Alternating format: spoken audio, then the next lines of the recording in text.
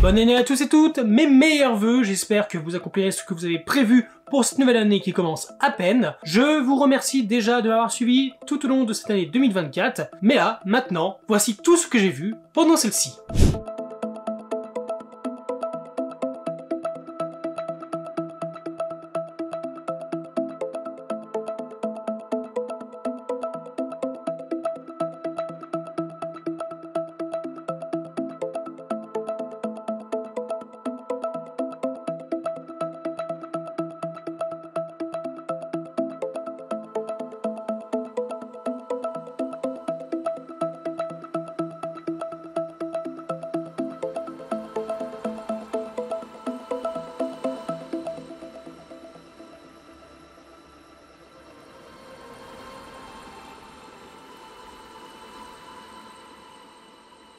왕이다!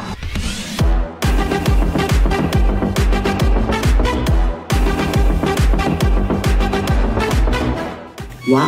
Et oui, on se retrouve aujourd'hui pour vous livrer mon bilan drama, mon top 20 des dramas qui m'ont le plus plu pendant cette année 2024. Alors je rappelle quelques règles, c'est mon top, mon avis, mes préférences, donc on ne s'énerve pas si jamais il y a votre drama préféré qui n'est pas dans mon top, pour la simple et bonne raison que comme vous le savez, je travaille 5 jours par semaine avec un temps de trajet, je vous le répète à chaque fois, mais faut le mettre en tête, donc je n'ai pas eu le temps forcément de tout voir, ou alors peut-être que je l'ai commencé, ou tout simplement, il n'est pas rentré dans mon top, dans les dramas qui m'ont le plus marqué. Parce que je vous le rappelle, il ne s'agit pas d'un top pour élire le meilleur drama de 2024, mais simplement, c'est un top des 20 dramas qui m'ont le plus marqué, dont j'ai le plus de bons souvenirs au visionnage au cours de cette année. Maintenant que ceci est dit, et peut-être que tu t'es déjà abonné à la chaîne ou tu as lâché un petit like, tu lâches aussi un petit commentaire pour me dire ton top en fin de vidéo, ça sera super sympa, et on commence tout de suite. Un Jaewon, un producteur de musique solitaire marqué par un passé douloureux, souffre d'anxiété et de solitude. Cherchant à échapper à son isolement, il signe un contrat de mariage avec No In-ji, une employée de H&M, une agence spécialisée dans les mariages contractuels de courte durée. Ce service promet des partenaires parfaits pour une durée déterminée, mais en réalité, il laisse souvent ses employés et ses clients avec un profond sentiment de vide. No In-ji, bien qu'entouré par des mariages éphémères, partage sentiment de solitude. Un Jaewon, quant à lui, espère utiliser cette union temporaire comme moyen de prouver à son ex-femme qu'il peut toujours être l'homme qu'elle aime. Mais tout ne semble pas se passer comme il le souhaite. Entre révélations troublantes, liens naissants et la menace des secrets qui refont surface, Jaewon et In-ji devront décider s'ils sont prêts à affronter leur passé pour construire un avenir ensemble, ou si ils finiront par se séparer, comme prévu. Il y a différentes manières pour qu'un drama nous marque. The Trunk n'est pas un drama que j'ai véritablement apprécié, mais comme je le disais, c'est un top des dramas qui m'ont le plus marqué en 2024. Et The Trunk m'a marqué d'une façon assez différente. Le drama est magnifiquement construit. Il est poétique dans une part sombre de l'humanité, et plus que tout, il met en avant ce sentiment de possessivité, c'est ça le mot, d'une femme qui aime un homme sans véritablement l'aimer pour qui il est, et surtout qui se refuse à perdre la face. C'est une maniaque du contrôle qui va obliger son mari à divorcer, prendre une nouvelle épouse pendant un temps donné, et elle-même va faire la même chose. Mais alors que lui n'a aucune intention de vraiment consommer ce mariage, elle va y aller à fond. Et c'est là déjà que tu te dis qu'il y a un gros problème. On va donc exposer une relation qui est toxique à la base. Lui était toxique pour elle, et elle était toxique pour lui. Et c'est là que va rentrer dans la vie de notre héros, In-ji, qui va le chambouler. Elle-même, elle est morte à l'intérieur, mais elle va comprendre cet homme, elle va lui apporter une nouvelle perspective d'avenir, elle va le réveiller. Notre couple principal, je l'ai beaucoup apprécié. Je vais pas parler d'alchimie parce que on est vraiment dans un côté où c'est pas possible qu'ils tombent amoureux. Bon, ici, ils tombent amoureux d'une certaine façon. Je pense plutôt qu'ils se reconnaissent l'un dans l'autre, leurs propres blessures, et ils s'entraident et s'aident à remonter à la surface pour ensuite justement embrasser leur vie pleinement retrouvée. C'est sans doute l'un des meilleurs dramas Netflix de cette année, il est excellent, mais il est très très dur. Je veux dire, chaque épisode, tu te poses la question de est-ce que tu vas continuer parce que c'est quand même assez malaisant sur pas mal de points. Et c'est compréhensible. Et puis bien sûr, il y a eu tous pas les scandales, mais les controverses autour de celui-ci. D'ailleurs, j'ai pas compris pourquoi il y a une controverse sur le fait que les gens n'ont pas apprécié la scène au lit entre nos deux héros, qui est relativement classique, je veux dire, tu vois rien. C'est pas une scène qui pour moi est controversée. Mais pour beaucoup, si. Alors que la scène avec l'ex-femme qui elle s'éclate hein, dans son faux mariage d'1 an. Enfin voilà, là on a une scène au lit pur érotisme. Hein. Donc ça n'a pas gêné. Par contre, la scène où on voit quasiment rien, ça c'est controversé. Je sais pas sur quel pied danser maintenant. Enfin, je trouve pas que ça mérite un scandale, une controverse. Enfin, c'est relativement bas de gamme. Au niveau des défauts du drama, je sais pas s'il y en a vraiment parce que c'est soit tu apprécies, tu continues à regarder, soit tu n'apprécies pas et tu arrêtes. Puis il y a peut-être un truc, c'est un peu too much cette histoire avec là son stalker, hein, notre héroïne. Puis il y a toute l'histoire, enfin l'enquête policière par rapport à la malle, par rapport au corps retrouvé, enfin qui fait qu'en fait t'es un peu déphasé du drama quand tu le regardes. Parce que tu sais pas à quel moment ça se passe. T'as des scènes du présent et des scènes du futur, mais il n'y a pas vraiment de lien, ça s'entremêle, c'est monté bizarrement. On se pose des questions parce que la temporalité elle est pas effective, enfin elle est pas boum, on met les choses à plat. Que dalle, non non. Mais le drama, il est très bon dans son objectif de dénoncer genre la possessivité de certaines personnes, le fait d'être maniaque de contrôle dans sa maison, dans son couple. On rappelle quand même que l'ex-femme, en changeant un lustre, va poser des caméras pour espionner son ex-mari. Voilà quoi, siphonner la meuf. Hein. Le drama, il est très particulier. Je vais pas dire bizarre, mais très particulier, et je dirais qu'il faut s'accrocher quand même pour le regarder. Mais la cinématographie, je veux dire les couleurs, le teint, le ton donné à l'image, la musique, en font quand même un univers à part entière qu'il faut au moins tenter une fois. Et vraiment, je voulais vous en parler un tout petit peu. Ayunso a mené une vie difficile marquée par les sacrifices. Mais elle est devenue responsable marketing dans une société financière grâce à son travail acharné. Sa vie prend un tournant inattendu lorsqu'elle découvre que son petit ami, Sojuwon, est untouchable et l'héritier de son entreprise. La mère de celui-ci découvre leur idylle et offre une somme d'argent conséquente à Yunso pour qu'elle rompe avec son fils. Bien qu'elle accepte en premier lieu, Juwon, lui, profondément amoureux, refuse d'abandonner. Prêt à tout pour reconquérir l'élu de son cœur, il affronte les obstacles dressés par sa famille et la société. Mais les défis s'accumulent, mettant à l'épreuve leur amour et leur volonté. Je sais que le drama n'a pas plu à grand monde, et pourtant moi j'ai bien aimé. C'est un petit drama, 10 épisodes qui fonctionnent très bien, et qui à mon sens, bien que apparemment classique, change. Là, on n'est pas sur une Nuna Romance, c'est une Nuna Romance, hein, bien, mais on n'est pas sur une Nuna Romance où le petit jeune va tomber amoureux de sa chef, et au cours du drama, et après il va y avoir tous les problèmes avec sa famille, blablabla et tout ça. Non!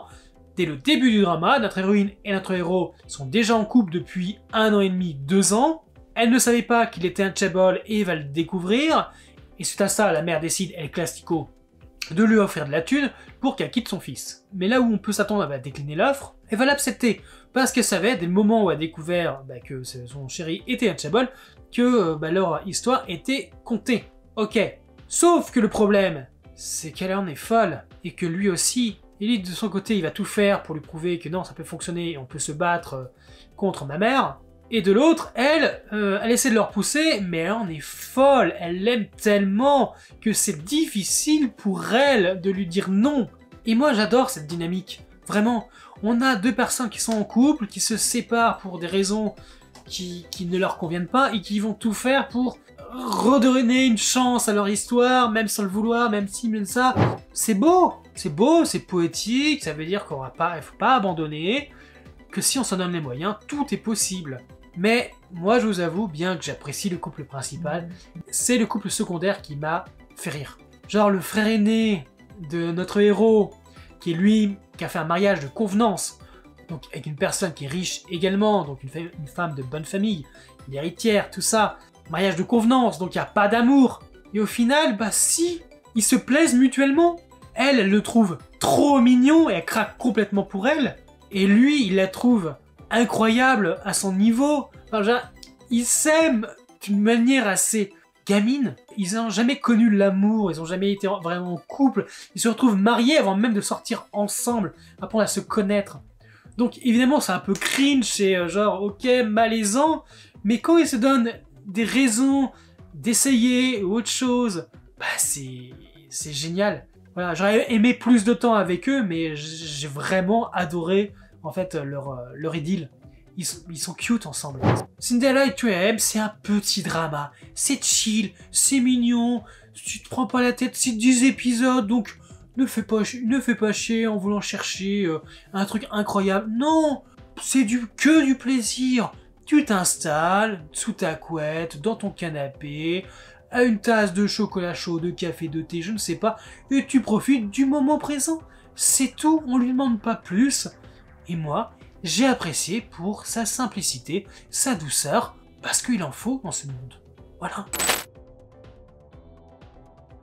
Ton Yao, passionné de jeux vidéo après une relation avec un joueur professionnel, est devenue une joueuse exceptionnelle.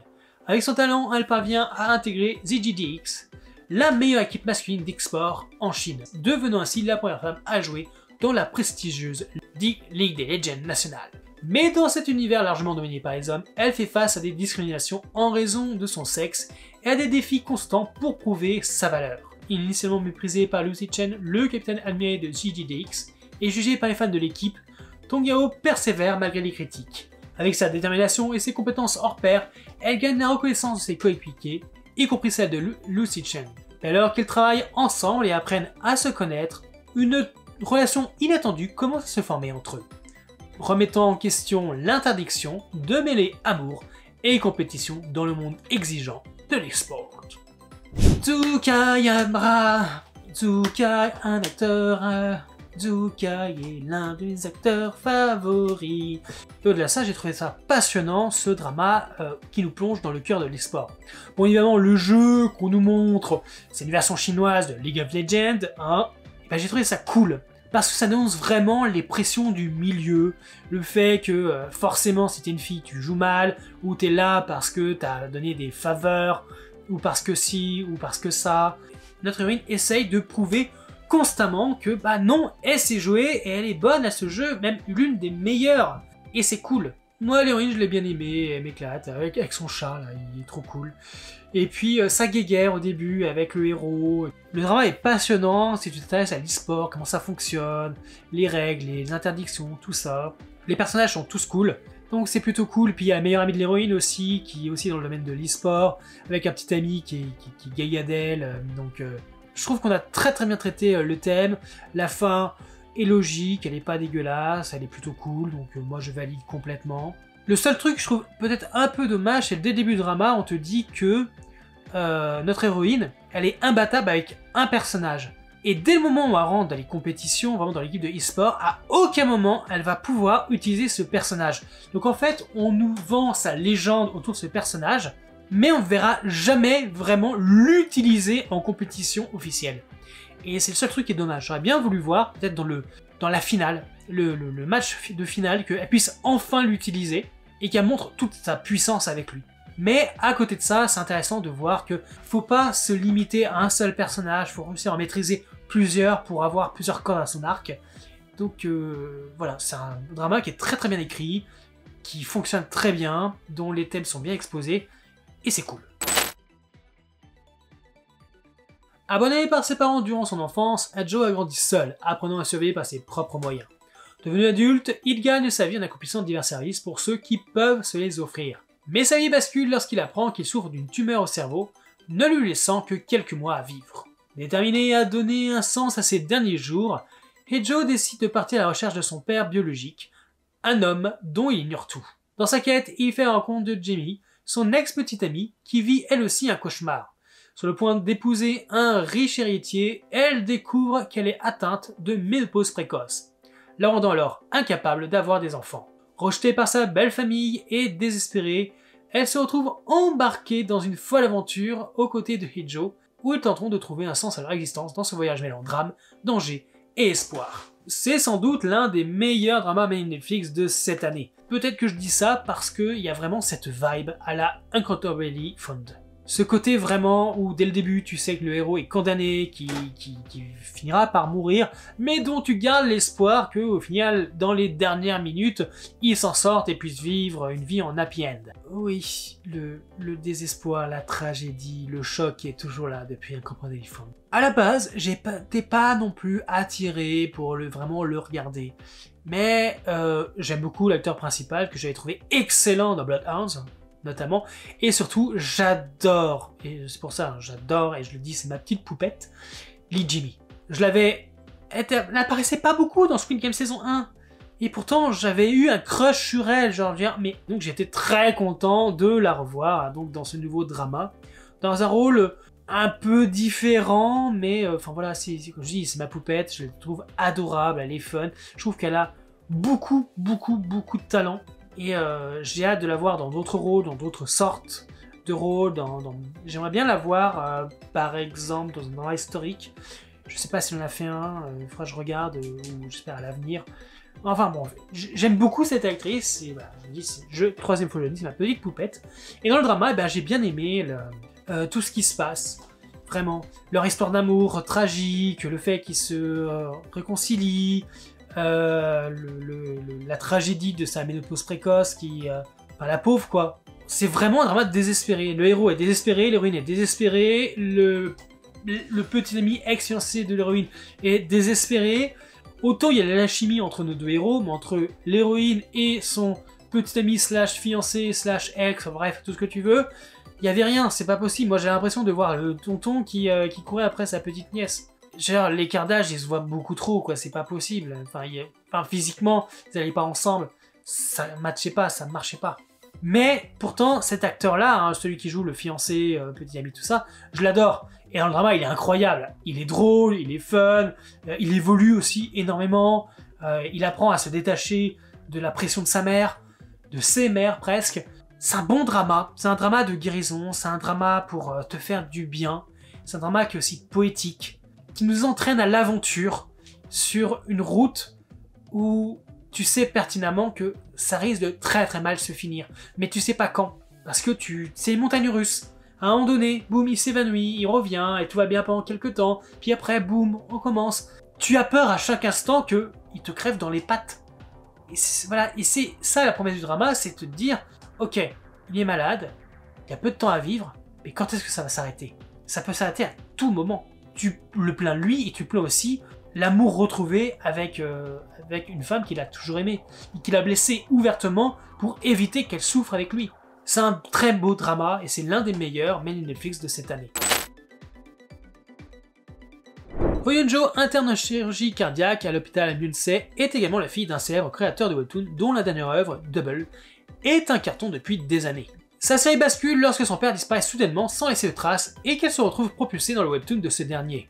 Fan de Double et amoureuse de son héros Kunchul depuis toujours, Yeonjo lutte pour ne pas perdre la tête tandis que les deux réalités s'entrelacent. Plongé dans une aventure inattendue à ses côtés, cet homme à la fois héros et prisonnier de son monde fictif semble être la clé pour aider Yeonjo à s'échapper.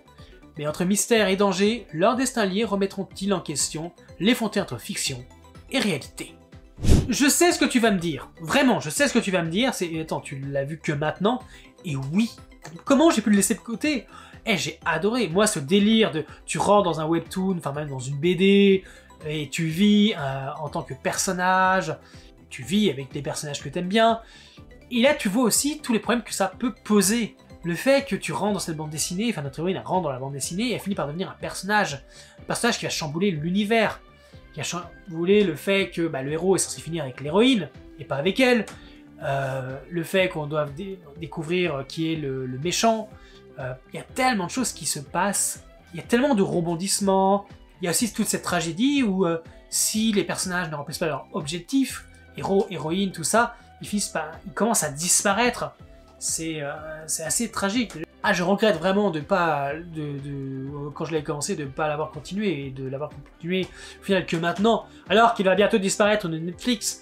Ouais, enfin, bon, ça c'est pas sûr, parce que ça se trouve, après le 25, il sera toujours là, parce que la licence aura été aura été renouvelé, ce qui arrive très souvent pour les dramas qui sont quand même beaucoup regardés sur la plateforme.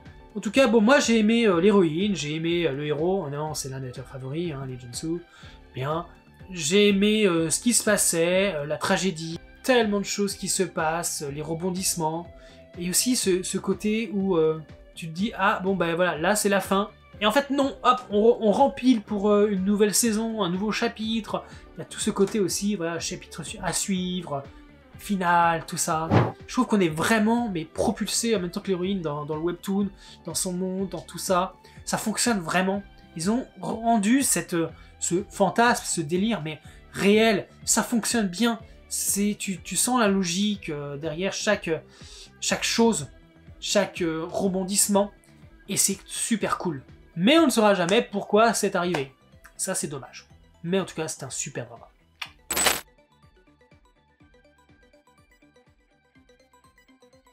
Mei Chan-won, une jeune femme talentueuse, a toujours vécu sous le contrôle strict de sa mère autoritaire. Cette emprise envahissante a marqué sa vie personnelle, provoquant la fin de sa relation amoureuse. Décidé à reprendre le contrôle de son destin, Chan-won se libère peu à peu de cette influence et choisit de se concentrer sur sa carrière. Elle rencontre alors Zhao Ziming, le jeune directeur de la chaîne d'hôtel où elle travaille. Alors que le rapport commence d'une très mauvaise façon, ils se découvrent un lien surprenant en la personne de leur grand-mère. Cette dernière laissera alors à Chan-won la direction d'un hôtel familial. Ziming doute initialement de ses capacités, mais il est vite impressionné par son talent et sa détermination. Ensemble, ils navigueront dans les défis complexes du monde des affaires, transformant leur collaboration personnelle en un lien plus profond que l'on nomme l'amour. Cette année, il y a eu 2 dramas avec Tsukai qui se sont battus. D'un côté, il y a Best of Shaver, et de l'autre, il y avait As Beautiful As You. Et j'ai vu beaucoup de gens préférer As Beautiful As You.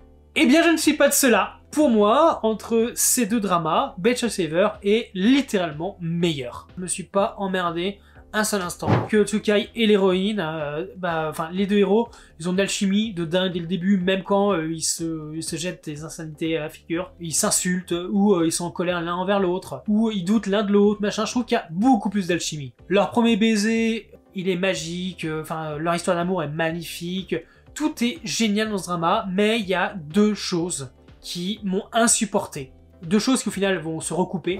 Le personnage de la mère de l'héroïne est l'un des pires, mais pires personnages qui m'a été donné de voir. Cette femme, cette mère, elle ne mérite pas d'avoir une fille comme l'héroïne. Alors c'est pas qu'elle est autoritaire, mais en fait c'est une mère qui est toxique. Dis-toi quand même, elle a rompu avec son petit ami. Mais de le moment apprendre qu'en fait le petit ami de sa fille depuis 3 ans, c'est pas un moins que rien, c'est pas un minable, mais c'est quelqu'un dont la famille est riche, ah bah tout de suite elle va dire oui non il faut lui donner une seconde chance, hein, voilà tout ça, et elle va même aider le petit ami à essayer de reconquérir sa fille, et elle va aller jusqu'à organiser la cérémonie de fiançailles dans le dos de sa fille. Qui fait ça? Pire personnage ever. Et en plus cette femme n'est même pas reconnaissante par rapport à ce qu'on lui donne.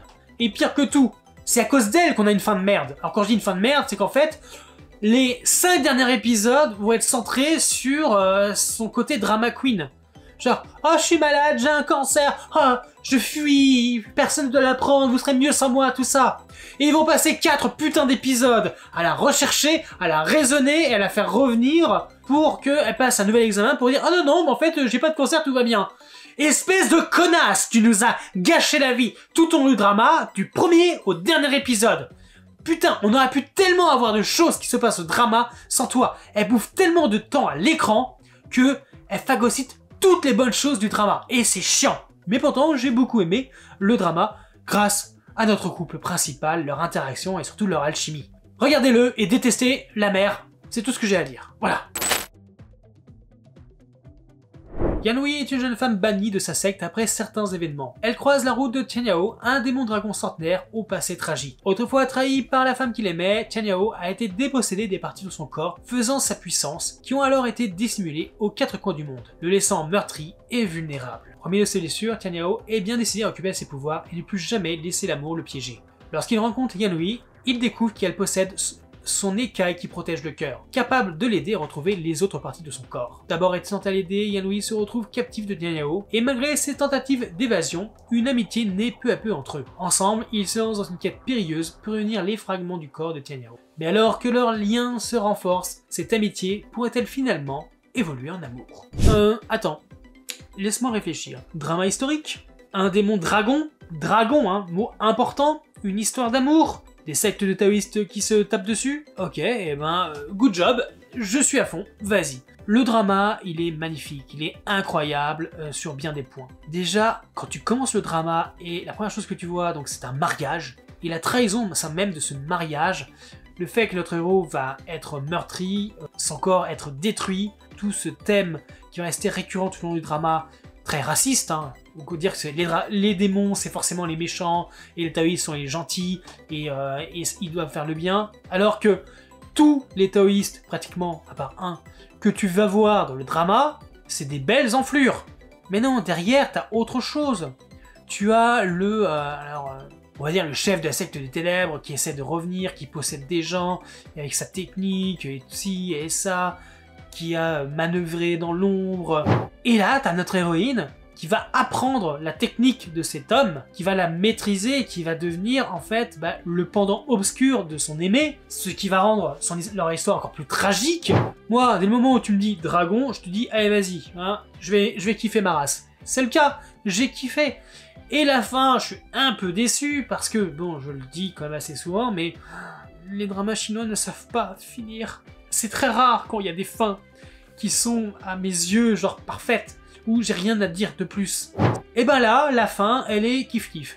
C'est que ça fait chier que ça finisse comme ça, et en même temps tu te dis, c'est beau, c'est plein de promesses, plein d'espoir pour l'avenir, ok, ça va, je valide, c'est cool. En plus, nos héros ont une très belle alchimie, je trouve, ils vont très bien ensemble. Très belle scène, très belle cinématographie, très belle couleur, il y a même beaucoup d'aspects poétiques, vraiment, c'était une très très belle expérience de visionnage. Xiaodio est le bras droit de l'empereur et le chef du bureau Zhao Ding. Se faisant passer pour un eunuque, il contrôle minutieusement les intrigues du palais. À la mort de ce dernier, il conspire pour placer le naïf et craintif frère de celui-ci, Molon Gaogang, qui accepte à la condition que Xiaodio sauve Bu Yandio, une concubine destinée à être sacrifiée pour accompagner l'empereur dans la mort. Xiaodio réussit à la sauver instantanément en lui conférant le titre de consort douairière. Désormais, la jeune femme est entièrement dépendante de Xiaodio pour survivre au sein du palais, où les complots sont monnaie courante. Cherchant la vengeance pour le meurtre de son frère depuis des années, notre héros sent qu'il peut tirer profit de cette situation. Toutefois, le destin intervient lorsqu'il commence à être attiré par cette remarquable jeune femme. L'amour pourra-t-il vraiment vaincre sa soif de vengeance? Oh my god, mais comment j'aime à ce point Dylan Wang en mec stoïque, très peu de sentiments, qui sourit pas. Je l'adorais, hein, vraiment, dans Just in Life, ce côté solaire, mais quand il joue les mecs austères, durs, quasi anti-héros, ah mais je suis fan. Mais mieux que tout, c'est l'héroïne de ce drama. Je l'ai trouvée juste incroyable. Cette femme qui se laisse pas marcher sur les pieds, qui veut vivre sa vie, qui veut vivre libre, qui veut pouvoir choisir l'homme qu'elle va aimer. Ce combat perpétuel qu'elle a entre l'honneur, la famille et sa volonté de liberté, je trouve que l'actrice l'a superbement bien joué. Elle est drôle, elle est belle, elle est juste incroyable, badass aussi très souvent. Elle n'hésite pas à tout faire pour avoir ce qu'elle veut. Mais c'est vraiment un duo détonnant. Il y a tellement de rebondissements, les intrigues au palais. Il y a cet exemple même de faire attention à qui tu choisis comme pantin. On a donc notre nouvel empereur. Le gars, c'est un sociopathe en puissance. Il est toxique. Il est omnibulé par une femme qui ne l'aime pas, qui ne l'a jamais aimé, qui ne l'aimera jamais. Mais il veut la forcer. C'est un pervers narcissique. C'est totalement ça. Yu Quanling, une jeune étudiante douce et passionnée de jeux vidéo, aime depuis longtemps son camarade de classe, Gudsun. Un jour, elle lui avoue son amour, mais il la rejette brutalement devant toute l'université, la laissant profondément humiliée. Ironie du sort, Gudsun est secrètement amoureux d'une joueuse en ligne qu'il admire pour sa personnalité affirmée, même s'il ne l'a jamais rencontrée dans la vraie vie. Malheureusement pour lui, cette joueuse mystérieuse n'est d'autre que Quanling elle-même, dont la personnalité en ligne diffère totalement de ce qu'elle lui a montré. Cependant, fraîchement diplômés, Gudsun et Quanling se retrouvent collègues dans la même société de jeux vidéo. Tandis que Gudsun essaie de se faire pardonner pour ses actes, Quanling fait tout pour le tenir éloigné d'elle, de peur qu'il ne la fasse encore souffrir. Mais le destin semble en avoir décidé autrement, faisant tout pour les rapprocher. Entre le virtuel et la réalité, Ulsun et Quan Yin pourront-ils surmonter leurs malentendus et donner une chance à leur histoire d'amour naissante? Mon petit coup de cœur pour l'actrice qui joue l'héroïne commence avec ce drama. Je vous assure, mais je l'ai aimé du début à la fin. Sa dualité entre la fille qui veut se faire passer, genre je suis quelqu'un de mignonne, gentil, s'il te plaît, aime-moi, et sa personnalité en ligne où elle défonce tout le monde, j'adore, vraiment j'adore. Mais ce que j'ai vraiment beaucoup apprécié dans ce drama, et ben c'est tout simplement qu'on va s'intéresser à la société vidéoludique chinoise. Et ce concept même qu'en Chine, les AAA ne marchent pas. Et on a un héros qui, lui, veut créer le premier AAA qui fonctionnera, qui sera populaire dans son pays, porté par le rêve qu'il partage avec son père décédé. Et j'ai trouvé ça hyper intéressant, en fait, que toute l'intrigue, toute l'histoire du drama se tourne autour de la création du premier AAA qui pourrait fonctionner en Chine. Surtout avec l'histoire, les personnages, tu vas voir également les conceptions. On a notre héroïne qui est justement, alors je vais pas dire designer, mais plutôt illustratrice, qui dessine merveilleusement bien, qui a gagné des concours, tout ça, et qui va se retrouver à devoir dessiner des tenues, des armes, faire des recherches, voir comment ça fonctionne, se renseigner auprès de véritables experts, donner en fait le stop motion. On va assister à la motion capture d'une véritable artiste martiale pour leur personnage principal. Enfin voilà, il y a toute cette conception du jeu vidéo, quand tu es passionné de jeux vidéo, quand tu es passionné par cet univers qui est palpitant, qui est super intéressant. Et évidemment, il y a l'histoire d'amour derrière, qui est assez cool, qui est assez fun, qui, au fur et à mesure, prend de l'ampleur, qui se fait naturellement, normalement, et ils vont très très bien ensemble, je trouve. C'est un drama que j'ai eu énormément de plaisir à suivre, que j'ai littéralement adoré, et c'est pour cette raison-là qu'il se retrouve dans mon top. Quand Tae-sun, l'une des stars les plus appréciées du pays, a l'habitude de vivre sous les projecteurs, les yeux du monde entier étant constamment rivés sur lui, Tae-sun fait de son mieux pour garder le sourire et garder son calme comme un jeune homme gentil et poli. Hanbyul, elle, est la responsable de l'équipe de relations publiques de leur société, Star Force. Et c'est ce que vaut vraiment Tae-sun. Bien conscient de son désir de gagner et de son tempérament fougueux, Hanbyul a dû utiliser ses excellentes compétences en matière de discours et de gestion de crise à plusieurs reprises afin de maintenir la réputation de Tae-sun aussi irréprochable qu'elle n'y paraît.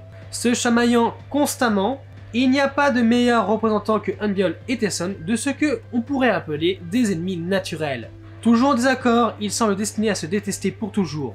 Mais pourtant, tous deux cachent un secret l'un envers l'autre. Car à force de passer du temps ensemble, ces sentiments haineux et ce potentiel dégoût mutuel ne seraient-ils pas plutôt de l'amour? Il me semble qu'à une époque, j'avais entendu parler de Shooting Stars et les gens avaient, je sais pas, critiqué le fait que ce soit, bon voilà, encore une romance vue et revue. Mais où est le problème? D'ennemis à amants, enfin voilà, oui, ok, c'est classique, mais on s'en fout. Je veux dire, faut apprécier son regard. Ça dépend ce que vous voulez voir. Mais bon, moi, l'actrice principale, je l'adore. L'acteur principal, il est excessivement doué. On parle quand même de la gestion d'une agence artistique. Donc on voit les coulisses, comment certains futurs acteurs ou actrices sont repérés, le travail des agents, la gestion des crises, la gestion d'une agence artistique de A à Z, enfin presque, hein. Et c'est vachement bien. La gestion d'un scandale aussi, parce qu'on va voir ça aussi. Tout ce que, si vous êtes fan de K-pop, ou fan de drama, tous ces scandales qu'on voit de nos jours popper chaque jour, chaque semaine, chaque mois, avec des preuves ou non, des faussetés, des rumeurs, le fait qu'on assiste à la destruction de carrières entières, la difficulté pour des gens de se faire pardonner et de revenir sur le devant de la scène, ça traite de ça, Shooting Star. C'est pas qu'une romance entre une fille et un mec qui passent autant à se chamailler et se détester alors qu'ils s'aiment en secret, ils ont des sentiments l'un pour l'autre.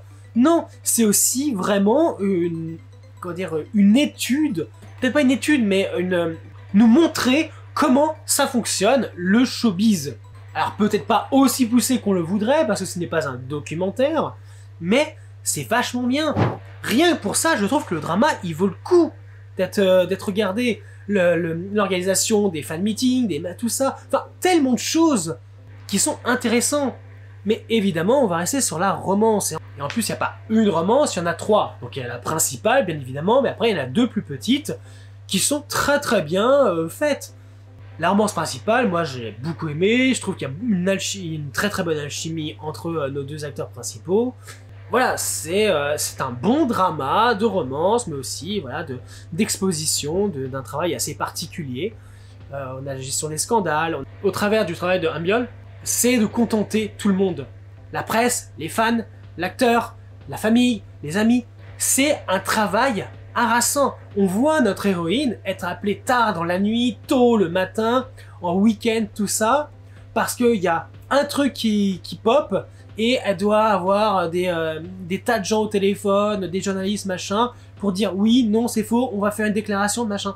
C'est hyper compliqué, et je trouve que le drama l'a très bien signifié, et c'est l'une des réussites de ce visionnage, je trouve. Après, à vous me dire si vous êtes d'accord avec moi, mais contrairement au retour que j'avais pu voir, moi je trouve que c'est un très bon drama qui expose de très bonnes choses et dont l'histoire d'amour est très bonne. Voilà.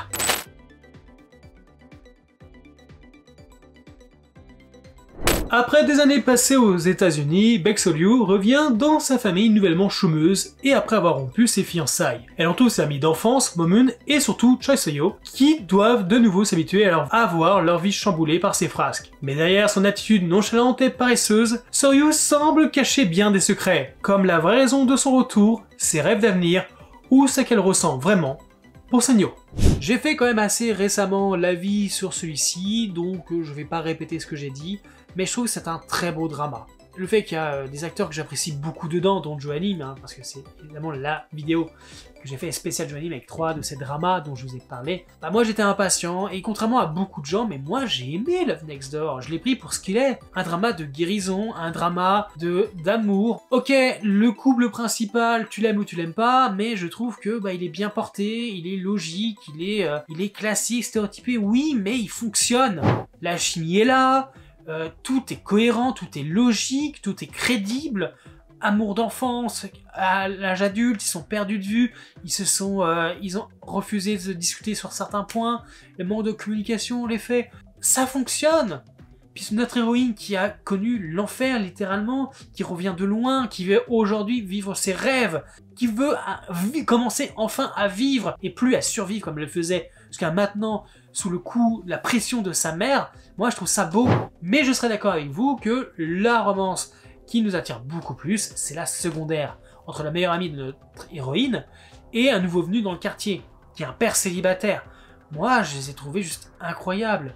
Cette secouriste, pompière, tout ce que tu veux, enfin voilà, qui est badass, qui est incroyable, qui aime les super-héros, qui tombe amoureuse d'un super-héros du quotidien, un mec d'une simplicité, bien loin de Superman, Spider-Man ou ce que tu veux.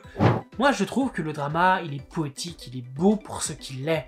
Ok, il y a peut-être des lenteurs parfois, des longueurs, ce que tu veux, mais tu peux pas dire que le drama, il est pas beau, il est pas bien. Le drama, il est très bien, il est très bon, il est beau, il est coloré, il aborde énormément de thèmes importants dont il faut parler, qu'il faut, je vais pas dire dénoncer.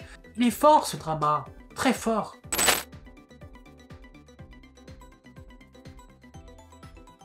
Ilsan est une jeune femme handicapée depuis un tragique accident qui vit désormais au travers de l'amour et du soutien qu'elle témoigne à son idole favori, Yusen J, membre du groupe K-pop Eclipse. Un soir, alors qu'elle a raté leur dernier concert de l'année, elle a la chance de se retrouver face à face avec lui avant d'apprendre sa mort dans des circonstances assez étranges dans la même soirée. Dévastée suite à un étrange phénomène, elle remonte le temps comme par magie jusqu'en 2008, alors que Sanjay n'a encore que 19 ans. Ravie d'avoir une chance de l'aider à échapper à son funeste destin, Sol se donne pour mission de le sauver et de changer l'avenir, et peut-être même bien plus. Je suis sûr que vous l'attendiez, hein, Lovely Lunar. C'est un peu le drama qui fait le plus de buzz pendant 2024. À juste titre, le drama il est incroyable.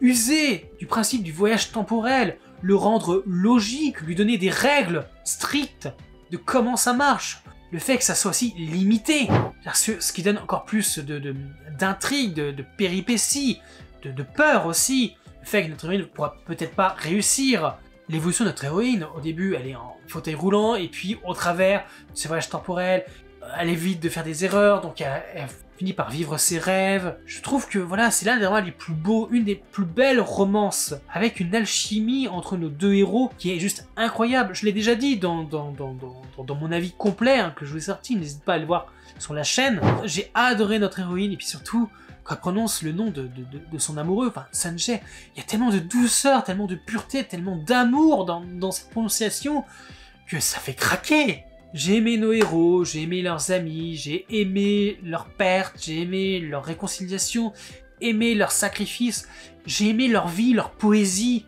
leur amour. Je trouve ça juste incroyable, c'est l'un des meilleurs dramas de 2024. Et s'il y a des gens qui n'ont pas aimé, bah je suis désolé pour vous, mais moi je ne vais pas derrière d'éloges sur ce drama. C'est un des bangers de 2024. À n'en pas douter, et tout le monde vous le dira. C'est un très très bon souvenir.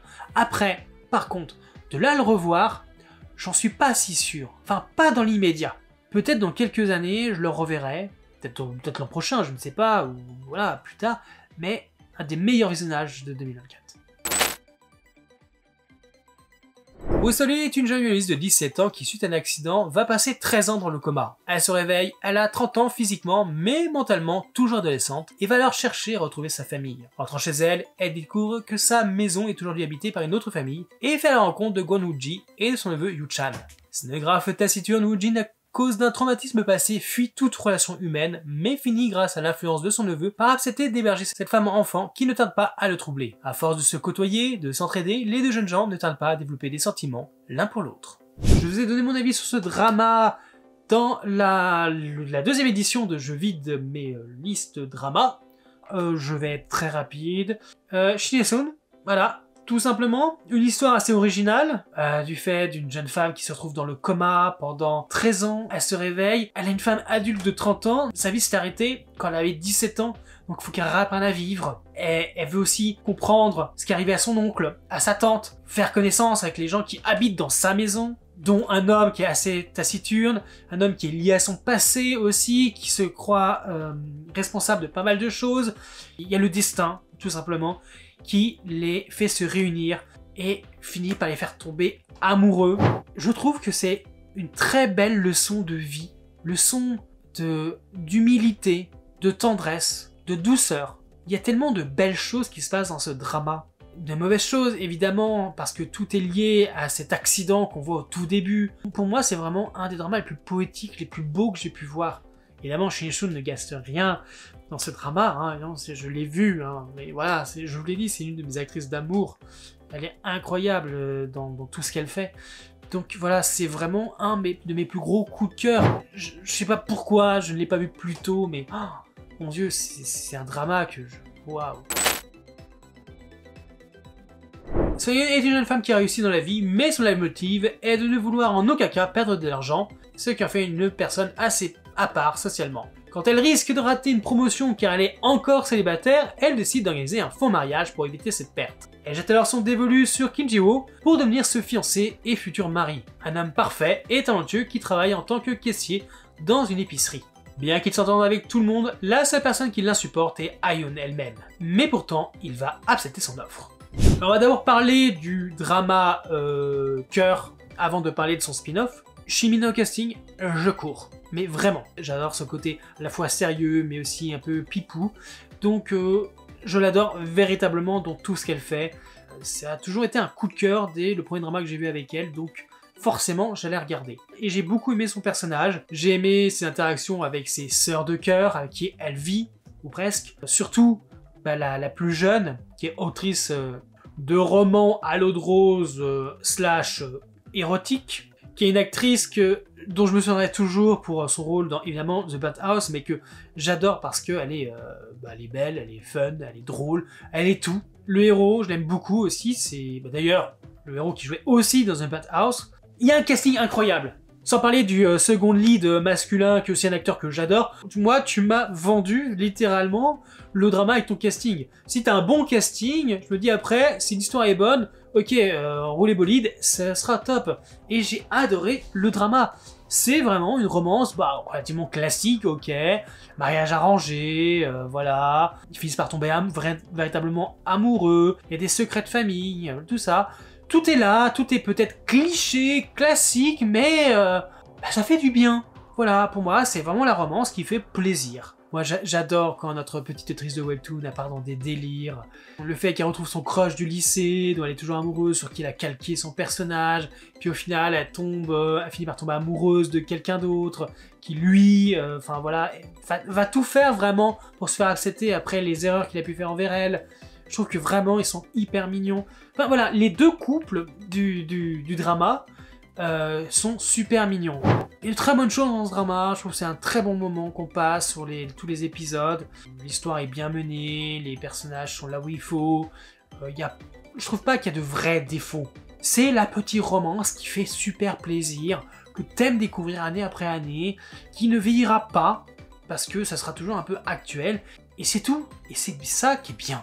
Quant au spin-off, j'avoue qu'ils ont annoncé la spin-off avec donc les deux qui forment le couple secondaire, j'étais super impatient. Parce que je me dis, c'est cool, on va cette fois suivre un peu plus leur romance, tout ça. En fait, je m'attendais vraiment à l'après-drama. Vraiment, on va les suivre tous les deux dans leur couple, dans tout ça, machin. Et pas du tout. En fait, ce spin-off qui est en 2 épisodes n'est là que pour te donner une raison de pourquoi l'autrice de webtoon tombe amoureuse du second lead masculin. Mais je trouve qu'on n'en avait pas besoin. Ok, c'est méga fun, hein. Vraiment, ces 2 épisodes, ce spin-off, c'est méga fun, c'est cool, c'est complètement déjanté, y a aucun souci là-dessus, très bien, mais on s'en fout. On n'a pas besoin de cette explication, de ce forcing pour le faire dire, voilà, vous avez vu, là, tu comprends, là, comment ça s'est passé? Voilà, c'est parce qu'elle a fait ci, et ça, et machin. Non, c'est pas intéressant, c'est dommage. J'aurais préféré 2 épisodes sur le fait que, doivent la faire accepter à sa famille, le lien avec sa future belle-mère, le combat contre son futur beau-père, je sais pas, un peu plus de peps, un peu plus de piment dans leur histoire, c'était pas utile, c'est ça qui est dommage. C'est vraiment faire un spin-off pour étirer un peu le truc, mais c'est pas intéressant, et c'est dommage. Sun Suji est une journaliste qui travaille dur pour l'un des principaux journaux financiers chinois. Déterminée à faire la une, elle met tout en œuvre pour obtenir une interview avec l'un des plus jeunes PDG des plus en vue du pays, Shiyan. À la suite d'une confusion impliquant la nouvelle petite amie de l'ex de Shuyi, qu'elle croyait être la nièce du jeune PDG, leurs chemins se croisent souvent et à mesure qu'ils apprennent à se connaître, ils commencent à réaliser que leurs destins sont peut-être liés. Mais cette relation de travail florissante pourrait-elle aussi les mener sur le chemin de l'amour?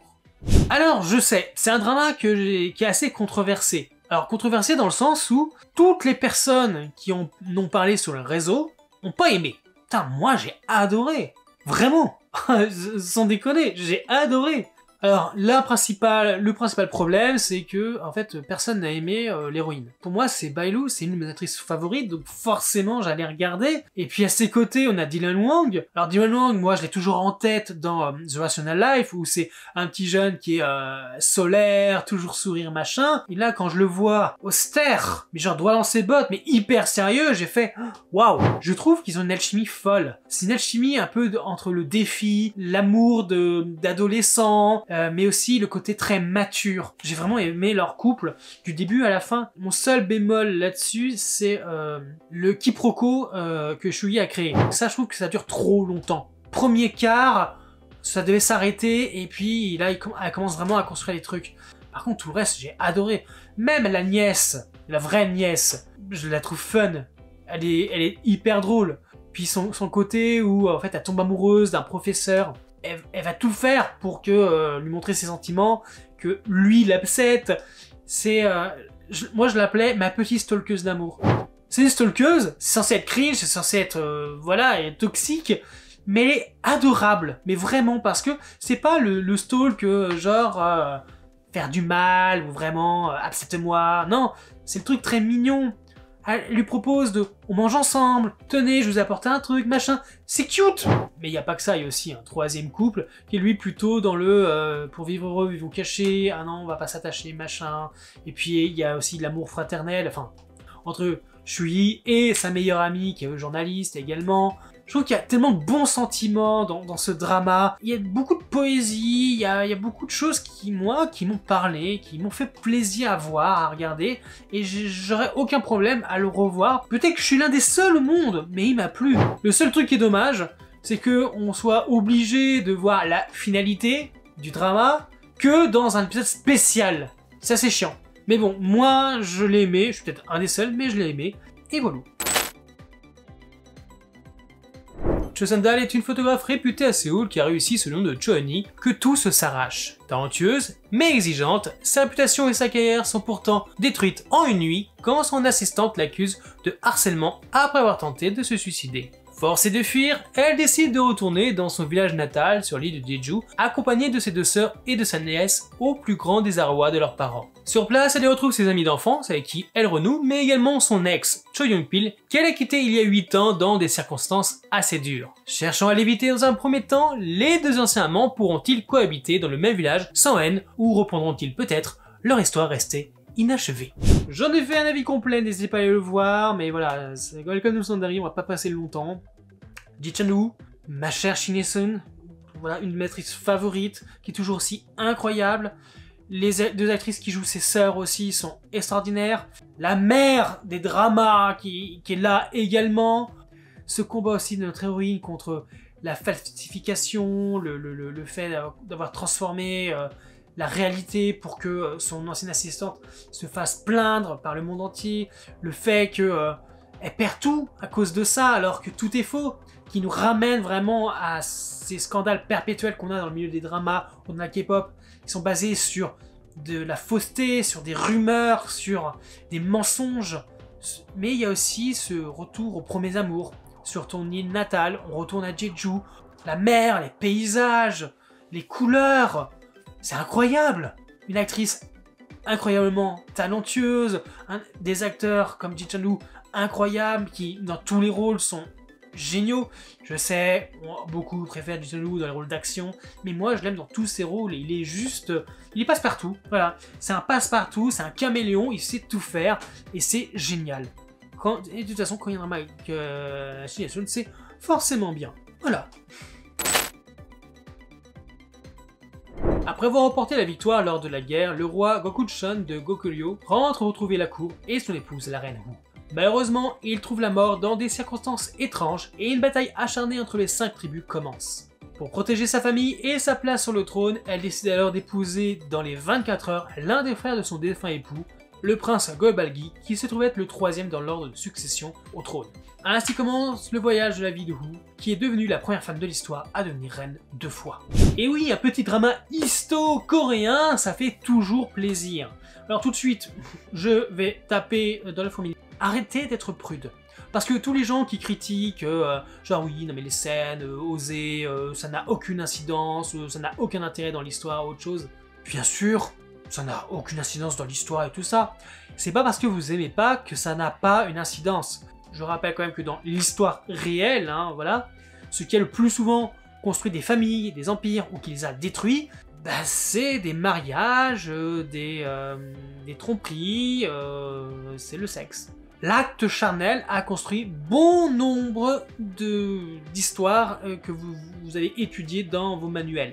En fait, ce que je veux dire, c'est que tu peux pas dire ça c'est acceptable dans d'autres séries, et ce n'est pas acceptable dans une série coréenne. Tout ça parce que, bon, ah bah non, les séries coréennes, ça a dû être que de la romance, piou piou et piou piou.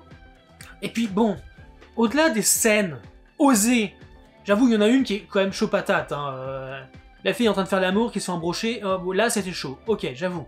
Le pervers qui mate les gonzesses dans leur bain, ok. Bon, il y a des trucs moyens, mais c'est pas gênant. Parlons plutôt de l'histoire des personnages. Bon, évidemment, l'actrice principale, je l'adore, mais vraiment, elle a cette stature de reine. Ça, c'est pas la fille qui va sourire, machin, tout ça. Non, là, elle est vraiment austère, genre, voilà, c'est la reine. C'est la reine, elle doit protéger son pays, elle doit protéger sa famille. Elle se fait trahir par des personnes extrêmement proches d'elle. Enfin, elle a énormément de pression sur les épaules et l'actrice le joue tellement bien. Elle est incroyable.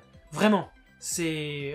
Après, on va évidemment parler, bon, même si il reste pas longtemps, Ji Chan-woo qui est un roi, mais qui en impose. Alors déjà, c'est osé de mettre autant de barbus, hein, parce qu'on rappelle, hein, la barbe et les moustaches, c'est pas ce qui fait kiffer les coréennes. Mais alors là, Lee Chun-woo avec sa barbe, bah, le côté genre, je vais tous vous défoncer si vous faites chier. Eh maman, il est badass, tu peux pas leur enlever ça. Puis bon, évidemment, l'acteur qui joue le prince Balgi, mais ce mec, c'est un dieu vivant aussi. Donc bon, un casting 5 étoiles. Donc ça pouvait être que bien. Et même quand t'arrives à la fin des 8 épisodes et que ça s'arrête au moment où, attention de ce qui va se passer, tu dis putain, mais oh, saison 2, rapidos là, ramenez-vous.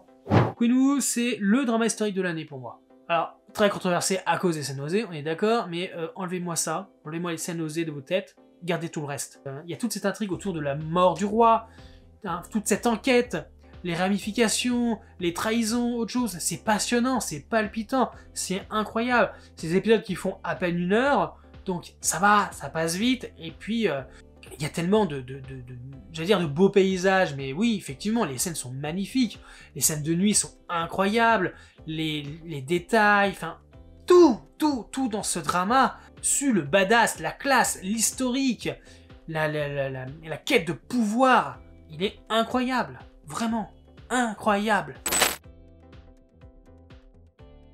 Han Ye-jo est une jeune femme brillante mais vulnérable, qui est trahie de la manière la plus cruelle qui soit par son mari, sa belle famille et surtout sa propre famille. Après avoir trouvé la mort dans un violent accident, elle se réveille dans le passé, quelque temps avant son mariage, et décide de réécrire son destin. Décidé à ne plus être une victime, Ye-jo élabore un plan complexe de vengeance et se lie par un mariage contractuel avec So Do-kyu, un riche héritier, mais aussi l'homme que sa sœur voulait épouser un jour, pour renverser ceux qui l'ont trahi. Une fois mariée, elle va alors découvrir bien des secrets de famille, y compris dans son propre couple. Entre la vengeance et un amour naissant, que choisira Ye-jo? Bon, vous le savez, j'ai fait un avis complet sur la chaîne, n'hésitez pas à aller le voir. C'est le drama auquel je ne m'attendais vraiment pas à aimer autant. Bad Marriage Revenge se base sur les mêmes thèmes et quasiment la même histoire que Marry My Husband. Je suis un fan immense du webtoon de Marry My Husband. Enfin, une femme à qui on donne une autre chance, qu'on fait voyager 10 ans dans le passé, pour qu'elle puisse changer sa vie, corriger ses erreurs, trouver le véritable amour. Le webtoon est juste incroyable. Alors quand ils en ont fait cette merde d'adaptation qui n'a de Marry My Husband que son titre, tellement c'est une blague. Je sais, c'est l'un des pires dramas que j'ai vus en 2024. Et parce que j'aime le webtoon. Et je trouve ça inconcevable que une histoire aussi simple à mettre en place, à adapter, on puisse autant le rater. C'est pour ça que quand j'ai entendu parler de Perfect Marriage Revenge, où j'ai su que c'était les mêmes thèmes, c'était un peu le même délire, et je me dis, ok, bon, on le dit tout de suite, Perfect Marriage Revenge est une très bonne adaptation en drama du webtoon. Vraiment. J'ai dû lire la moitié des chapitres que j'ai pu trouver, et vraiment, à part 2-3 choses qu'on a changées, mais des trucs très basiques. Par exemple, dans le webtoon, notre héroïne, elle est différente en termes de ses activités. Mais dans le drama, ils ont rajouté ce petit truc, et je trouve que ça donne plus de corps, plus d'intérêt, et voilà, il y a quelque chose qui se fait. Batman Revenge, c'est le drama, vengeance, voyage dans le temps, love. Évidemment, pour moi, le drama était hyper prévisible. Des premiers épisodes, je savais qui était dans l'autre bagnole, qui a percuté. Au bout d'un moment, et très rapidement, j'ai compris la véritable identité de la petite sœur qui est hyper privilégiée. Parce que pour cela, évidemment, j'ai lu My Husband, donc je connais un peu les thèmes, et surtout j'ai lu Celebrated Roommate, où il y a une histoire aussi un peu dans le même délire sur le deuxième thème. Et oui, il y a pas mal de choses qui sont prévisibles, genre les parents, les autres choses, etc. Bref, ok, mais on s'en fout parce que le drama, il est très très bien mené. Enfin, voilà, je vous renvoie quand même, encore et toujours, à l'avis complet que j'ai fait, mais j'adore le personnage principal, l'alchimie est folle avec l'héroïne, j'adore la famille du héros, surtout sa mère qui prend qui protège sa nouvelle belle-fille. J'adore aussi la sœur du héros qui très vite, enfin toute la famille du héros va très vite accepter notre héroïne et vont être choqués de tout ce qu'elle a pu subir. Le drama a vraiment du corps. J'aurais aimé qu'il soit plus long par contre. Pour moi, Perfect Marriage Revenge a pu très bien faire 16 épisodes. 16 bons et beaux épisodes. 12, impec, très bien. Mais je sentais qu'on pouvait faire plus. Ce n'est que mon avis, bien évidemment. Parce que J'ai adoré ce drama, véritablement. C'est pour ça qu'il est aussi haut dans le classement, évidemment. Et ouais, j'ai envie de le revoir. En fait, je dirais que là, à partir du top 5, c'est vraiment des dramas que je veux absolument revoir. Je sais pas quand j'aurai le temps, mais je veux absolument les revoir parce que ils sont vraiment incroyables. Osuji est une jeune avocate talentueuse, droite et ambitieuse. Elle est en bonne voie pour devenir la plus jeune associée de l'un des meilleurs cabinets d'avocats. Mais malheureusement, une des affaires dont elle a la charge va prendre un tournant imprévisible et va l'entraîner dans une spirale professionnelle infernale. Elle perd alors toute la reconnaissance qu'elle avait acquise, ainsi que ses fonctions dans le cabinet, et se retrouve professeure assistante dans une école de droit. Elle tente de faire au mieux son travail malgré la douleur de son échec professionnel, tout en mettant tout en œuvre pour retrouver son statut au sein du cabinet. Elle est alors aidée et soutenue en cela par Gonchan, un jeune étudiant mystérieux qui a des sentiments amoureux pour elle. À ses côtés, la femme froide et intransigeante commence à changer, même si de sombres secrets les entourent chacun. Why Her, qu'est-ce que c'est? Eh bien, c'est vraiment un drama qui est fait pour moi. On a pu le mettre en deuxième position, tout simplement, et en fait non, j'ai décidé qu'il serait en deuxième position, ex-aequo avec Queen of Tears. Même si on n'est pas du tout sur le même délire. Hein, Why Her, on parle de, quand même un peu de vengeance, de Nuna Romance. Donc déjà, moi, sur les deux thèmes, là, tu m'as eu, hein, voilà, très simple, et on va s'arrêter là. Voilà, rien que pour ça, pour moi, c'est ma came. On a des acteurs incroyables dedans. Vraiment, le grand méchant, c'est vraiment le personnage que tu adores suivre pour le détester, suivre pour être choqué de ses actions, choqué de voir jusqu'où il peut aller pour protéger sa famille, ses intérêts, son cabinet, sa réputation. Déjà, quand tu commences à peine le drama, et direct, c'est un meurtre, et c'est une chose qui va être tenue tout au long du drama, tout en se raccordant à une ancienne affaire où, je ne dis trop rien, un personnage qu'on va connaître dans le drama a été accusé à tort.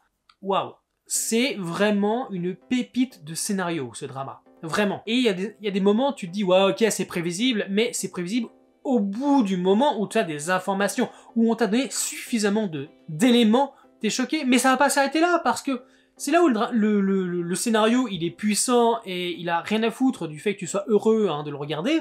Ah, c'est cool, maintenant, ils vont se réunir, on va apprendre la vérité, machin, et boum! Non, pas du tout. Pas de fin heureuse.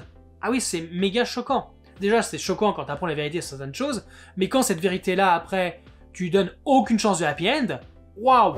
Voilà, bon, moi j'ai véritablement adoré le drama. J'aurais pu faire une vidéo complète sur le sujet, mais je peux pas tout faire malheureusement. Mais c'est vraiment un drama que j'aurais dû vous parler dans une vidéo plus complète, parce qu'il est vraiment incroyable.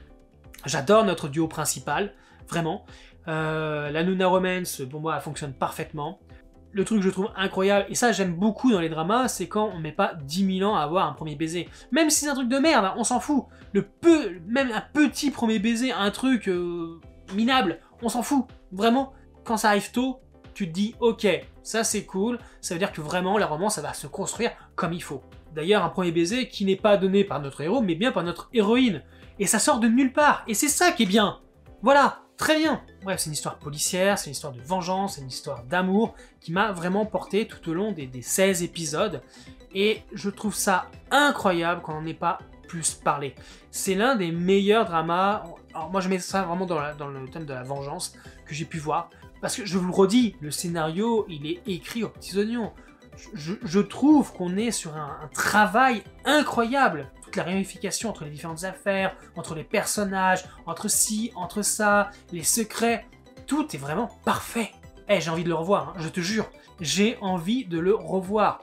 Il m'a vraiment marqué. Vous l'avez vu, je le dis très souvent, ben évidemment c'est tous les dramas qui m'ont marqué en 2024, mais ouais, si vous l'avez pas vu, je vous en supplie, regardez-le, qu'on en discute plus tard, parce que pépite, pépite. Baekhyun-woo, talentueux directeur juridique, est marié depuis 3 ans avec son épouse Ong Ha-in, héritière Chaebol et reine du principal conglomérat coréen Queen's Group. Leur histoire d'amour digne de Cendrillon a passionné le pays entier et chacun ou chacune les envie. Hélas, suite à diverses raisons et des éléments indépendants de leur volonté, leur mariage bat de l'aile, au point que Yeon-woo souhaite demander le divorce et retrouver sa liberté. Mais au moment où il trouve le courage de parler à sa femme, Ain lui apprend qu'il ne lui reste plus que 3 mois à vivre. Devant cette annonce, leur vie est fortement remise en question. Mais vont-ils pouvoir rester unis et y faire face ensemble, ou au contraire, cela aura-t-il raison de leur couple? Bien, j'ai fait un avis complet sur le sujet, donc on va pas épiloguer. Oui, je l'ai mis en deuxième position, parce que Queen of Tears m'a marqué de la puissance de ses acteurs, de son histoire, de ce qui se passe. Même s'il y a des trucs what the fuck, je vous renvoie évidemment à mon avis, genre par exemple notre héros c'est Superman, vraiment, ok. Ce drama, il pouvait être que très haut dans ma liste, tout simplement parce que, j'adore les acteurs, je comprends ce qui se passe, le fait que ce soit, il y ait de la mauvaise communication entre nos personnages, les différences de statut, de société, tu m'as compris, ils sont pas les mêmes, ils viennent de deux mondes différents, voilà. Mais pourtant, il y a cette sensibilité, pardon. Il y a cette sensibilité où tu as une héroïne qui est élevée dans le luxe, dans l'argent, qui n'a aucun problème, ou d'un moment où elle se retrouve sans rien, à vivre une vie simple, aux côtés de sa belle famille, dans un petit village. C'est quelqu'un qui est humble, qui se satisfait de ce qu'elle a d'amour et d'eau fraîche, véritablement, parce que son mari, c'est son monde.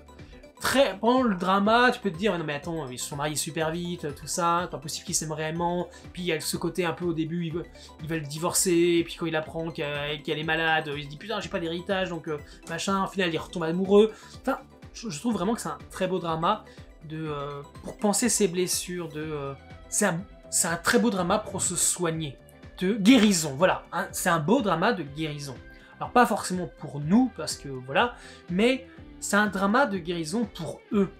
On est face à un couple qui ont perdu une part d'eux dans une tragédie. On a un couple qui s'aime toujours sans vouloir s'aimer, qui arrive à des extrémités, qui n'ont pas de chance de leur vie parce que notre héroïne est malade, elle a un cancer. Il y a tellement de choses qui se passent. Et pour ça, je comprends pas les gens qui osent dire que cette année, sur Netflix ou dans la sphère drama, il n'y a pas eu grand chose de bien. Arrêtez de nous mentir, putain. Queen of Tears, ça a mis 2 ans et demi à se faire. Et le drama est un banger. Bien sûr, je suis conscient qu'il ne plairait pas à tout le monde. Je suis conscient qu'il y a des choses gênantes, il y a des choses qui plaisent pas. Certains vont dire que c'est trop stéréotypé, machin, mais... apprenez ou recommencez à apprécier juste ce que vous regardez. Ne suranalysez pas. Regardez pour le plaisir. Plongez-vous dans les dramas pour ce qu'ils sont. Voilà. Soyez spectateur, ne soyez pas analyseur. C'est mon boulot, ou presque. Queen of Tears, c'est mon numéro 2 parce qu'il est marquant. Vraiment, il m'a marqué au plus profond de mon âme. C'est vraiment le drama de guérison, le drama pour retrouver en fait l'espoir dans quelque chose qu'on a perdu. La preuve même que tout est possible dans la vie quand on se donne les moyens et quand on a suffisamment de force de caractère pour le faire. Et pour ceux qui n'ont toujours pas vu, regardez-le, vraiment. Le royaume de Yu sombre dans le chaos quand le seigneur de guerre Sun Jin se rebelle et assassine l'empereur, prenant aussi en otage le seul prince restant, le père du petit-fils impérial, Lini, qui défend la frontière. Guerrier expérimenté qui ne cherche pas le pouvoir, Lini veut passer sa vie dans l'armée et doit donc cacher sa véritable identité à ses compagnons d'armes lorsqu'il accède enfin au rôle de général. Quand il apprend la situation de l'Empire, il décide de prendre les armes et rencontre Hayin, au service de l'armée Kui, la fille unique d'un chef militaire bien connu. À l'instar de Lini, elle se bat sous une identité secrète et se déguise en officier pour pouvoir combattre en première ligne. Comme ils se rencontrent sans cesse sur le champ de bataille, une rivalité commence à naître entre eux. Mais cet esprit de compétition pourrait-il laisser un jour place à de l'amour? Je vais simplement vous le dire cash, et vous l'avez compris, c'est le drama qui m'a le plus marqué cette année. Ce n'est pas un drama coréen, oui, c'est un drama chinois, et honnêtement, il est juste incroyable. Évidemment, le fait de le choisir, de le regarder, c'est surtout en première ligne que c'est l'un de mes acteurs chinois favoris, Tsukai, qui est vraiment, mais vraiment incroyable. Je trouve que les rôles dans des dramas d'époque, le voir en armure, combattre, les arts martiaux, tout ça, c'est toujours ses meilleurs rôles. Il est juste incroyable. Alors attention, il n'est pas en reste, parce que sa binôme, waouh, elle défonce tout. Et c'est ça qui m'a le plus plu entre deux. C'est que on a ce qui s'apparente le plus à une histoire complète. Ils se rencontrent, petite rivalité, ils se supportent pas, puis l'amour commence à naître entre eux, ils ont des sentiments, et puis ils apprennent leurs propres secrets, ils se font confiance, parfois ils se fâchent. Un couple, tout ce qui est un peu normal, sauf qu'on va ajouter à ça tout le poids de la pression, du fait que ce soit un petit-fils impérial.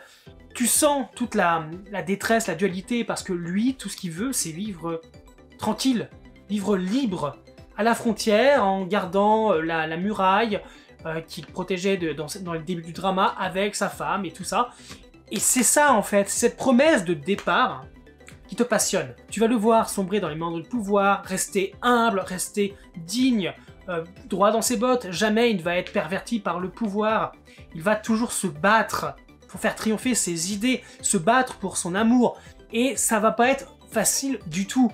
Elle en tombe bien évidemment amoureuse, mais elle voit tout son potentiel, et elle voit surtout le fait que cet homme, l'homme qu'elle aime, serait un empereur incroyable. Évidemment, il y a aussi un couple secondaire qui est très mignon, beaucoup moins mis en valeur, mais quand même assez cool. On a des rebondissements, des péripéties assez cool. Et contrairement à ce qu'on peut lire sur les réseaux, et ça m'a atterré quand on me sort que tout est prévisible. Alors oui, prévisible, je veux bien quand t'es habitué à certaines choses dans les dramas, mais quand tu me dis que oui, le grand méchant, c'était prévisible que ce soit tel personnage, mais arrête de mentir. Vraiment, arrête de mentir. Ce n'est pas possible. À aucun instant, on te donne des indices qui te fait dire que c'est lui qui est l'instigateur de toute la merde qui se passe dans l'Empire. À côté de ça, on a des personnages quand même assez glauques.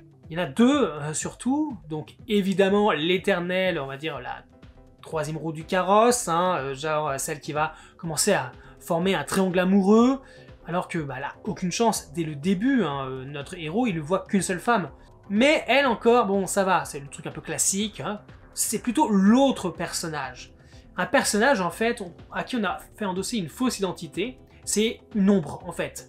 On lui donne l'identité du véritable héritier de l'armée des Qi, voilà, pour endormir tout le monde, voilà, alors que il n'est pas ça, c'est pas ça. Et au bout d'un moment, quand on lui redonne son nom, qu'il va aller dans des extrêmes assez hallucinants. Le gars, il était quand même tout mignon, voilà, tu te dis c'est quand même quelqu'un qui a du courage, qui a une force de caractère, quelqu'un de bien. Et dès le moment où ses illusions se brisent, il vrille complètement et devient un taré de première, un psychopathe, un sociopathe en puissance, c'est fou. Ah ouais. Aussi, ce qui fait la force de ce drama aussi, c'est également toute la cinématographie, les couleurs, tout ce qui est les chorégraphies de combat, les bons sentiments, les plans larges. Il y a tellement de belles choses dans ce drama. Surtout, en fait, alors évidemment, je sais que ça n'existe pas, mais moi je trouve ça tellement poétique, tellement beau. Très souvent, on va voir nos héros se retrouver dans une espèce de plaine rose, rouge, enfin, vraiment avec des couleurs vraiment très chaudes, où ils vont s'amuser, discuter, pêcher. C'est un truc complètement irréel, féerique, c'est magique. Oui, c'est le pays des merveilles pour eux, d'où le titre, je suppose, Wonderland of Love. Et c'est vraiment un drama que j'ai envie de revoir, mais d'une force incroyable. C'est vraiment celui qui m'a le plus marqué cette année. Bref, c'est mon drama numéro 1 de cette année 2024, celui qui m'a le plus marqué, dont j'ai le plus beau souvenir, vraiment. Et si vous ne l'avez pas vu, regardez-le. Et ben voilà, c'était mon petit top drama perso que j'ai pu voir en 2024. Et je dirais que j'en ai pas vu assez. Je vous jure, il y a beaucoup de gens qui me disent « Hey, t'as vu ça, ou t'as vu ça, ou t'as vu ça ?» J'ai pas le temps de tout voir et ça me désespère. J'aurais tellement voulu en voir plus. Sérieusement, il n'y a pas quelqu'un qui veut inventer, je sais pas, un job où faut passer son temps à regarder des séries, des dramas ou autre chose. Moi, je suis preneur, Voilà, moi, je vous en bouffe toute la journée, je regarde des séries, je regarde tout ce que vous voulez, mais ok, embauchez-moi à ce niveau-là. Bref, tout ça pour dire que y a des pépites que j'ai pas encore vues et que je sais que beaucoup d'entre vous m'ont dit « Hey, faut que tu regardes ça ». Et j'espère, prions, que cette nouvelle année sera plus fructueuse pour que je rattrape mon retard sur certains hits, certaines pépites bangers que vous me conseillez. Mais à côté de ça, on n'hésite pas à me partager dans les commentaires vos propres tops, et comme ça on pourra en discuter. N'hésitez pas à revenir aussi sur mes rapides avis sur ce top. J'espère que cette première vidéo de l'année, comme d'habitude, vous a plu, et je vous dis à bientôt pour une nouvelle, et bien sûr, dans les commentaires. Bye dans la Vore.